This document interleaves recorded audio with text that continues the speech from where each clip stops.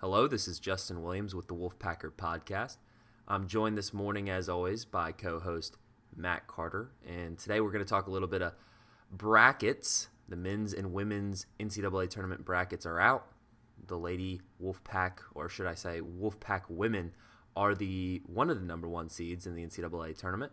The men did not make the NCAA tournament, but will play in the NIT, and both of those Wolfpack teams will begin play this week. But before we get too far into this episode, this podcast is brought to you in part by JFQ Lending.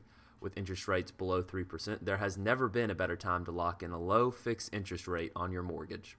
You'll never need to think about refinancing again. Set it and forget it. And with JFQ Lending, you are guaranteed to get the highest level of customer service. They have an A-plus rating with the Better Business Bureau and over 3,000 five-star reviews. Give Gage Kistner a call today at 480-401-1681 or email Gage directly at gkistner@jfqlending.com. That's the letter G, K-I-S-T-N-E-R at jfqlending.com. JFQ Lending, Inc., Equal Access Lender, licensed in over 40 states, www.jfqlending.com. And please remember to subscribe, rate, and review this podcast wherever you listen to us. We're on the Apple Podcast app, Spotify, Google Play, pretty much everywhere you listen to podcasts. Plus, you can always listen to us on thewolfpacker.com. So hit that subscribe button, give us a review. And also, if you're watching us on YouTube, which you can, please subscribe to our YouTube channel. Give this video a thumbs up, please. So, Matt, let's break into it. Let's start with the team that made the NCAA tournament, and that was the most recent news Monday night. After an 8-day-long Twitter debate, much talk on the message boards, on Twitter, NC State, right off the gate. I was actually finishing up number 9. I was walking 9 holes on the golf course yesterday, thanks to daylight savings. Was able to get out there at the end of the day. Was watching the selection show on my phone right before I hit my tee shot, just in case NC State was an early selection, and it was the right move because they were the first team off the board with that first number 1 seed. So not a lot of the pressure didn't necessarily build for those Wolfpack fans watching the selection show. I think it may have caught the team a little bit by surprise by watching their reaction video, because you saw somebody walking through the camera and they were eating dinner, I think, at Jimmy V's downtown, and I assume that they probably had it rented out for, COVID purposes. But anyways, they kind of looked surprised. They were definitely happy, but I don't think they were expecting to be the first number 1 seed called. It was kind of weird because typically the first number 1 seed called is the number 1 overall seed. That is not the case for NC State. I believe they're the number 3 overall 1 seed. I believe Stanford got that number 1 overall seed. But NC State got the number 1 seed. You and I have talked about this kind of ad nauseum at this point. You've made the case that this was an important thing. I've made the case kind of more so from listening to Wes Moore and his press conferences more regularly. But he didn't really seem to care. In fact, I think there was kind of a small part of him that wanted that 2 seed a little bit. But nonetheless, it makes the path slightly easier. You're going to have to face a good team in the Elite 8 to get to the Final Four, theoretically. But well-deserved for this Wolfpack team that has one of the most impressive resumes in the country. Yeah, look, I think Wes Moore, maybe he likes to chip on the shoulder a little bit, but also he's a coach. He really can't say much else. I mean, if you advocate him to be a 1 seed and then you get the 2 seed, you don't want disappointment to be the theme of the day. So he got to be kind of, cautious and conservative with what he says. But, he's also a smart man. He knows this matters for recruiting. He can now go into a young woman's house whenever they're allowed to open up the recruiting and do the in-home visits again, and talk to the parents and say, look, we're a 2-time ACC champion, and by the way, we're the number 1 seed in the NCAA tournament last time out. So that matters. and I think that's important. But also, if you're a subscriber to the site, we do a 3-2-1, not a 3-2-1, but a round table each week, and that was a topic of conversation. And I had warned Justin.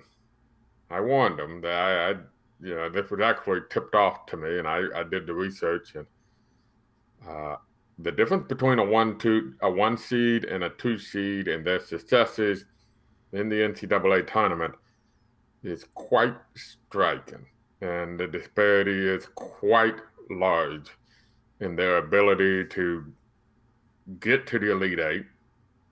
For the whole conversation was centered around why does it matter? If you're a 2 seed, you're going to probably have to play South Carolina. If you're a 1 seed, South Carolina will be the 2 seed, which just shows don't believe the conventional wisdom because it's not likely to be right. That wasn't even the case at all. And so, but the point is that the 2 seed gets to the Elite Eight far, far, far less often than the 1 seed does. So I thought it did matter. I'd be lying if I said I knew a whole lot about the draw playing North Carolina A&T. I think somebody on Twitter said, kind of ironic, that both the men and women are playing in-state opponents. In a normal year, they both would be staying home. I think Jonas said that. Shout out to Jonas Pope at the News and Observer. Yeah. So instead of playing them both games in the state of North Carolina, all 4 teams have to play in the state of Texas. That doesn't make a lot of sense, but that's what COVID does for you. So, and I've seen some stuff on Twitter about South Florida maybe being surprising than either the 8 or 9 seed in the second game. A lot of people thought that South Florida would be seeded higher than what they were. So apparently, or at least a lot of people in South Florida thought they were going to be seeded higher than the 8-9 seed. So they were a bit upset about that. Mm-hmm.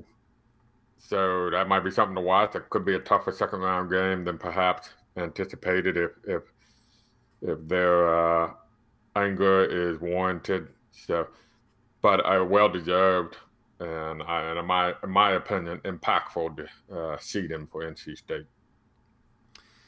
Yeah, when I saw the bracket, that was my second kind of instant takeaways. You see South Florida as that 8 seed on the 8-9 line, and you look at their overall record, 18-3, not much worse than NC State's 20-2 record. I know that South Florida has to play in the American Athletic Conference. That's not as competitive as the ACC, but kind of your 6 unofficial Power 5 conference, if you will, or you maybe throw the Big East in there for basketball. But nonetheless, NC State got what it wanted. It got the number 1 seed, and now we kind of take a look at the bracket. North Carolina A&T, I think it is a compelling matchup as an in-state game. Wes Moore talked about his time at Chattanooga playing Tennessee and how those games matter to some of those low major schools in state. They know that they're playing the powerhouse of the state. They want an opportunity to showcase their skills, showcase their talent. But, just one conversation talking to Wes Moore after the selection show, and he knows he's not going to take any opponent for granted. He immediately said, I think he was asked about the Aggies in that availability. He said, right after we get off this call, I'm going to open up the file on them, start watching some tape, and get right to work. They played North Carolina A&T. NC State played them in the regular season opener in 2019-20, last season, their first ACC tournament championship. They won 80-44 in Reynolds Coliseum. Now, I don't know how that North Carolina A&T team compares to this season. Typically you expect more of a lopsided matchup in your 1/16 game. You would think, based on how well this NC State team has played, they shouldn't have problems on Sunday. Get to the 8-9 game, maybe an interesting matchup with South Florida awaits. But you look down further on the bracket and you see Texas A&M as that SEC regular season champion as the 2 seed if they were to theoretically meet in the Elite Eight. Would present a tough matchup. I think there was about a handful of women's basketball teams that had a strong case for a 1 seed, Texas A&M being one of them. Maryland was probably the other competitive candidate for a 1 seed that ended up with a 2. And then you look at the top of the right side of the bracket, and if they were to advance to the Final Four and it was a chalk bracket, theoretically they would get the UConn Huskies in the Final Four in the national semifinals later in early April in San Antonio. And interesting, while we're on the topic of UConn, kind of the dominating theme of this year's March Madness is not only is it important to play well, but it's also important to keep your program safe and keep your program COVID-free. Westmore emphasized how this team needs to stay negative. It's the first team he's told to stay negative heading into March, and no, he's not talking about mentality. He's talking about COVID tests, and you see it firsthand with a team like UConn, a national powerhouse. Their head coach, Gino Auriemma, tested positive for COVID-19 on Monday. He's going to have to go through a 10-day isolation period, and I believe the earliest he could meet with his team in San Antonio is Wednesday, March 24th, which would be after the first two rounds. So we'll see how that plays with UConn. Fingers crossed that everyone within the NC State program is able to stay healthy, because obviously a COVID-19 positive test would be just as damaging to a tournament run as, let's say, poor shooting or turnover problems in a particular game. It's just the nature of this season.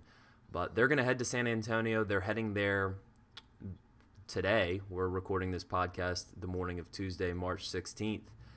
They're going to head to San Antonio. They're going to have a couple-day isolation period while they await tests to come back, make sure they're all good to go once they're in that bubble environment, and then they're pretty much, going to be staying in a hotel, going to be able to practice, going to be able to train, going to be able to do schoolwork, but they're going to be there in San Antonio through their entirety of their NCAA tournament run. So we'll see how that plays. It's a very, very unique year in that sense, and I asked Wes more about it. He said he believes it's something that this team has prepared for all season, just based on the protocols and the practices that they've had to get used to during the regular season. They couldn't really socialize with the greater student body, and they couldn't do a lot of the things that they normally would want to do after, celebrating a win or going out to eat with family, whatever. A lot of that has been limited this year, so good luck to them. We will be following them closely. We will have plenty of updates on the Wolfpacker.com as those games come about. And again, NC State will start their NCAA tournament journey on Sunday at 4 p.m. on ESPN in the 116 game versus North Carolina A&T. So, Matt, any other thoughts on the women before we move to the men? I mean, I think the only other thing was Westmore touched on how he likes – well, he said his team never really clicked at the ACC tournament, and he felt fortunate to get through 3 days with 3 wins to get that second straight ACC tournament title. I agree with him. I think that, you look at NC State's ACC tournament run in Greensboro, and they never really had that complete game. They played a complete game up at Louisville when they beat Louisville by double digits in their second win over number 1 team this year. I think they played a complete game when they played Carolina at home in that revenge game after they suffered their lone loss with a full roster up in Chapel Hill, I think back in early February. But, if it's a silver lining, maybe they're saving their best basketball for the NCAA tournament, and they showed a lot of resilience, which is something that's vital this time of the year in, coming back from 8 and 10-point deficits in the fourth quarter in both the semifinals and the championship game against 2 good tournament teams in Georgia Tech and Louisville and Greensboro. So we will be monitoring them closely. Let's move on to the men. They accepted an NIT bid. That was not a surefire thing. They knew that they weren't going to be in the NCAA tournament after they had an early exit from Greensboro themselves. They lost the 8-9 game to Syracuse last Wednesday in Greensboro. ACC tournament was wild. There was 2 teams that had to withdraw due to positive COVID-19 tests. Makes you think what could have been had NC State been able to win against Syracuse, but nonetheless they lost. It bounced them off the bubble, or at least even to get on the bubble conversation for the NCAA tournament. They end up with a 3 seed in the NIT. And I think the key thing here is, before we get into the matchup, because it is an interesting matchup with Davidson in that 2-3 game, and that'll be this Thursday at 7 p.m. But let's talk about NC State accepting the NIT bid, because this was not a sure thing. There was other ACC teams that could have accepted bids. They would have likely been chosen. Louisville as the first team out of the NCAA tournament. That was a bit of a surprise on Selection Sunday. They declined an option to go to the NIT in Texas. And then Duke doesn't accept an NIT bid. So NC State, the lone representative of the ACC in the NIT. And I'll be honest, I like NC State's decision to go play this tournament. I don't know what the internal talks were, as we noted in that roundtable that you can check out on the Wolfpacker.com and use promo code PACK60 for a free 60-day trial on all of our premium content, news, and analysis. But you and I both noted in our answers to the question of whether or not NC State should accept a bid to the NIT is, well, first of all, you should talk to the players and see if this is something that they all want, because we're not the ones that have had to be in complete isolation and had Q-tips stuck up our noses on a daily basis through the entirety of this season. Who knows if they wanted to go isolate for up to 2 weeks in Texas to go play 4 more games. But seems like that was the case. I imagine that conversation was had. They end up accepting the bid. So your thoughts, Matt, on NC State heading to the NIT? Yeah, I'm glad in the sense that we get to watch more Wolfpack basketball. I'm good. If you can win those first 2 games, you're guaranteed 4 games. That's great for the underclassmen who really haven't had particularly the freshmen, who were robbed of some of their valuable experiences and playing games.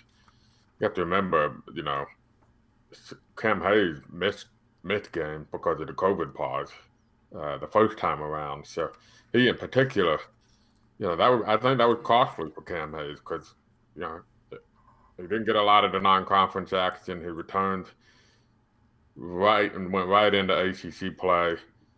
And you saw him struggle early in ACC play. So the benefit of that for guys like Cam Hayes and Zach Moore and Darion Sebron, that's where the playing in the NIT really matters. I'll be honest, I was a little bit surprised. Everything we were hearing late last week were probably inclined not to go. It was a little bit suspicious. You saw a wave of, I don't know what the denial, the right word for it, or rejection, or turned down, I guess, the NIT bid right after the NCAA tournament with St. John's. You saw Seton Hall, Duke, Louisville. I believe there was another team in there that also publicly came out and said they would not play in the NIT. And when you did not see NC State immediately announce something, that did kind of raise a little bit of what's going on. And then so I texted some sources, and I had, right before the selection show, somebody got back to me, basically said, look, if you see our name, that means we decided we would play. Wow. And sure enough, kind of like the women's show, they were the second game announced, I believe, in the NIT. So very quickly we realized, they're playing. So I assume that means the financial checkout, the players want to play, and that to me was the bottom line. You don't want to throw money at something that's nothing more than experience. And particularly right now when you've had employees furloughed, you've had pay cuts, etc. And then also you don't want to force the players to do something they don't want to do. So, and I wondered about that. You and I talked about it. I mean, they're playing Thursday. If they win Thursday, they have to wait, I think, a whole week. To play a second game. That's a long wait in Texas, in a hotel room, not really going out anywhere. After that, it becomes more rapid fire. But that wait between first and second game is quite, that was the part that kind of made me wonder if they wanted to do that.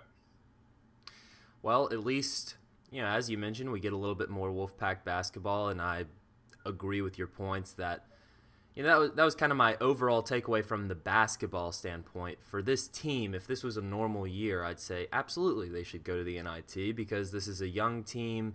They can get some vital postseason experience. Their ACC tournament trip was That didn't go too well. short-lived, and you think about this young core of freshman guards, and you think about Manny Bates being a redshirt sophomore, Jericho Helms being a junior. These guys don't have a ton of postseason experience because even looking back to last year, they were able to win that first game in Greensboro against Pittsburgh, and then the tournament was quickly canceled. They looked like a team that quite possibly could have been in the NCAA tournament.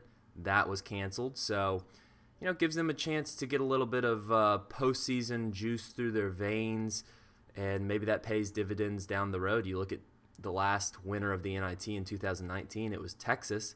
Well, guess what? Texas 2 years later goes on to win the Big 12 championship. They earn a 3 seed in the NCAA tournament. They're in one of the toughest brackets, but they've got, a shot just like anybody else in the top 4 seed lines to make a Final Four, and you have to think maybe going to the NIT and winning the NIT was something that really helped that program, and I think the same could be said about NC State. It's a doable field. They're going to start with a game against a familiar in-state foe to North Carolina NC State fans, but a game an opponent that NC State hasn't seen in over 10 years now.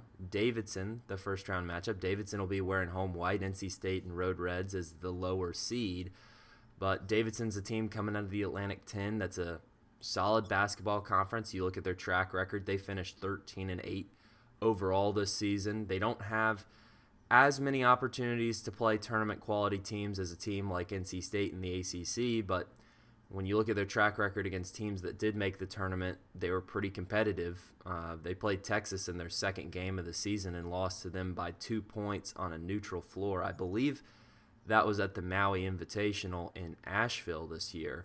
But again, that Texas team was Big 12 champions. They're a 3 seed in the NCAA tournament. To play them to a one-possession game shows that this team has talent and ability. They also, their lone losses, you look at their losses, St. Bonaventure twice. That's a tournament team. They won the Atlantic 10. They split the season series with VCU. They won the last game of the regular season against VCU.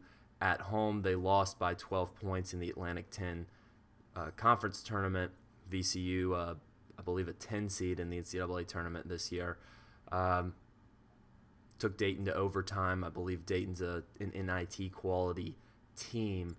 But Davidson, familiar opponent. The last time Davidson played, however, they had a guy by the name of Steph Curry. So at least from what I know about the Wildcats this year, they don't have a future NBA MVP on their roster, but it should be an interesting matchup just in the sense that there's some local in-state relevance there. Matt, what do you think of the matchup, and were you there in formerly the Time Warner Cable Arena, now the Spectrum Center in Charlotte, back in December of 2008 when Steph Curry dropped 44 points on the Wolfpack in a tight competitive game? I was personally there as a fan, as a kid. I don't know if you were covering that game, but that was the first thing that popped into my head when I saw Davidson pop on the screen on that selection show on ESPN on Sunday. No, I didn't cover that one. JC did. They had played them the year before too, and actually beat Davidson with Curry the year before in Raleigh. And I think that was the Davidson team that would go on to make that run to, I believe, the Elite Eight. Mm-hmm. So they actually beat the good Davidson team that would go on and make it to the Elite Eight, if my memory is correct. And then the following year, Davidson beat NC State. Like you said, it was a competitive game, but that Davidson team was not as good. And I'm a bracketologist. I said a million times, it's not hard. Don't act like the Joe Lenardis and Jerry Palms. All due respect, I'm sure they're great great guys, and they're very good at it, but it's not hard to do. Watch out, Joe Lenardi. Matt Carter's coming for your job. No, he's not. But the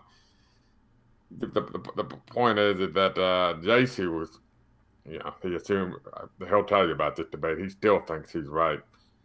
We're saying, Davidson, they're a lock for the tournament. I said, no, they're not even going, unless they win their conference tournament, they're not even going to make the tournament. Yeah, no. Steph Curry, they're a lock. And they didn't even come close to making they got beat, I think, in the second round of the conference tournament, and didn't even sniff the NCAA that particular year. So as far as this Davidson team, I know one thing that stands out. I have not seen them play. I've talked to people who have seen them play. Very skilled, can really shoot. They have about 4 guys that can really shoot the 3-point shot. I think the big question mark with them was just, for lack of a better word, maybe the toughness and physicality against the VCUs of the world who may have out-physicaled them in some of those games that they lost. And so I think the key for NC State is that they go big, and can they be the more physical team and use their size to the advantage versus Davidson, shooting the ball. And obviously, whenever you play a team like Davidson, it's going to be partially upon are they on fire or are they not. Like if you play Syracuse and they hit 14 of 29 threes against you, you're going to lose the game. And Davidson had that capability. But if they're not hitting like that and they hit 7 of 26, and then your odds, go up exponentially. So I think that's, in a nutshell, based on my brief reading of Davidson, that's kind of where I see that matchup standing.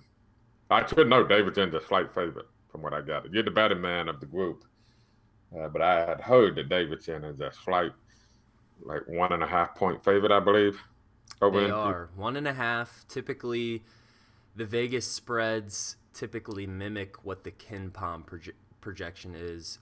KenPom projects Davidson to win 73-71, gives the Wolfpack a 45% chance of winning.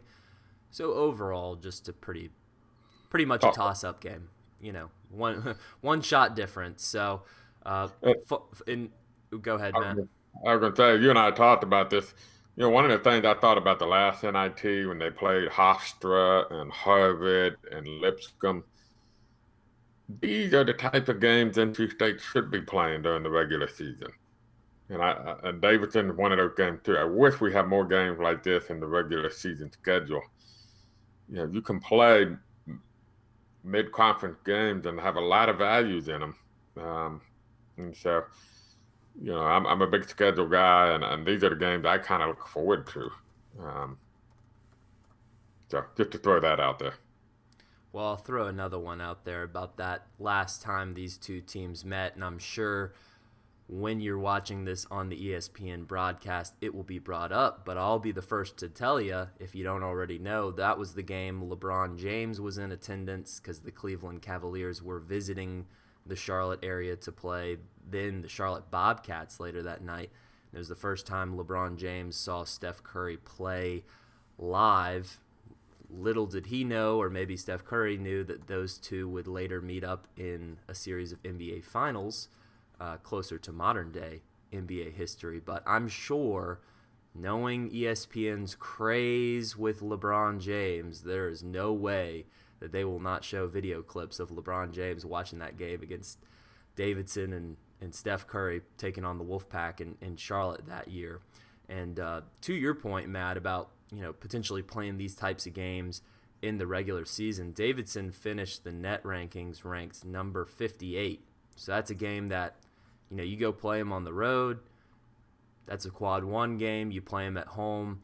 You play them on a neutral court. It's a quad 2, but maybe you play that game in Charlotte. You never know how the season breaks.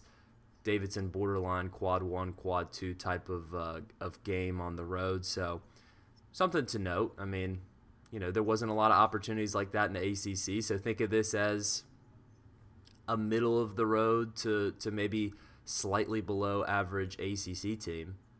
Yeah. competing in the NIT. Look, who got the third highest seed this year among NCAA ACC teams from the ACC?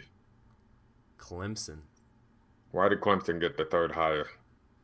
because they had a great non-conference showing. Yep, exactly. That's the Wow. point made right there. So, I mean, so that's kind of my, you got the four of these type of. I mean, you got the ACC Big Ten Challenge. Take that. You're playing in a tournament in the Bahamas next year. That's going to give you a couple of good quad 1, quad 2 games. Take that. Yeah, everything should be normal next year. You get 13 non-conference type games, maybe 10 or 11 non-conference games. Let's schedule 2 or 3 more of those type of games at Davidson or something of that caliber. And then schedule 2 or 3 little cupcakes to kind of get you, set up for the ACC and et cetera. So that's always been my philosophy of how to schedule. Yeah, but that's a different podcast for a different time. Well, on the topic of ACC teams in the NCAA tournament, as it relates to seeding, man, I feel for Georgia Tech and the Yellow Jackets and Josh Pastner in that face shield of his. Well, first of all, congrats to them as ACC champions. It was cool to see somebody that typically doesn't win the ACC tournament come out on top in Greensboro. I was happy to see that because I've kind of liked the Josh Pastner face shield. He's kind of leaned in on that, and he just seems like a goofy guy, but it was funny to see, and you could tell Jose Alvarado's the total competitor. He was thrilled to win that ACC championship, but they get stuck with the 8 seed playing Loyola Chicago in that first round game, a team that's going to be, I think, number 1 in defensive efficiency according to KenPom. So tough break, but it goes to show you Clemson, a team that didn't even get a double bye in the ACC tournament, kind of struggled their way through the ACC stretch, had a great non-conference showing, and the selection committee said, we're going to put Clemson on the 7 line. We're going to put the ACC tournament champions, a team that finished 4th in the ACC, on the 8 line. So just something to consider for future years. And on the note of Georgia Tech, it goes to show you that teams other than Florida State, Virginia, North Carolina, and Duke can win the ACC tournament. You don't have to. Well, here's another thing for you. I've harped on this a lot.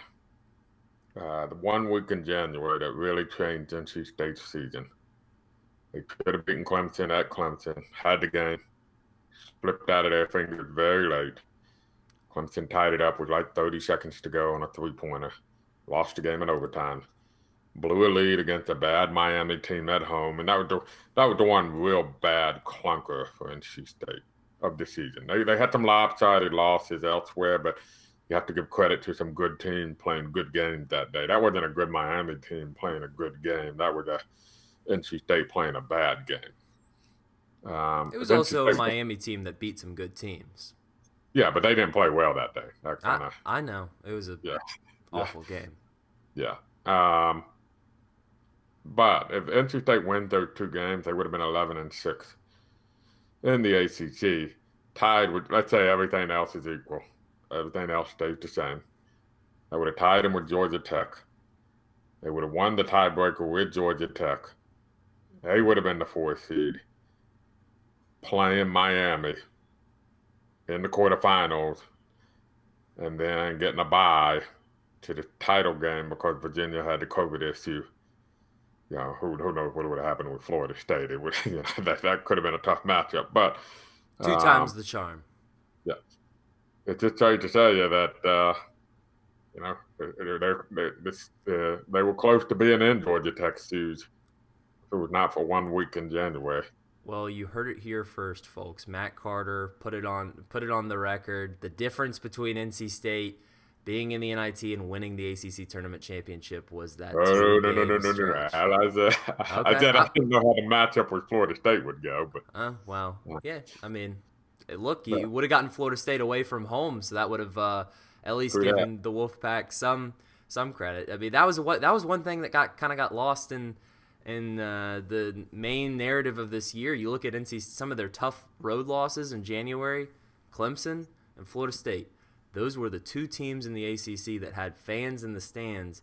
And anybody that has been to games this year since they've relaxed some of the restrictions know that, some fans can get in the stands. That makes a difference in college basketball. And those were kind of the only two true road environments that NC State had to play in. Of course, they come out on the wrong end of both of those games, but makes you think what could have been. But we've got more basketball ahead, more men's basketball ahead, hopefully plenty of women's basketball ahead. So for Matt Carter, Justin Williams, we're going to wrap up this podcast. Please remember to subscribe, rate, and review this podcast wherever you listen to us. We're on Apple Podcast apps, Spotify, Google Play, anywhere you listen to podcasts. Please subscribe and give us a review. Also, subscribe to our YouTube channel if you're watching us there. Give this video a thumbs up.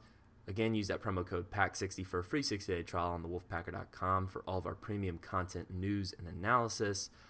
Follow us on social media. You can give us a follow at The Wolfpacker. That's our main account on Twitter.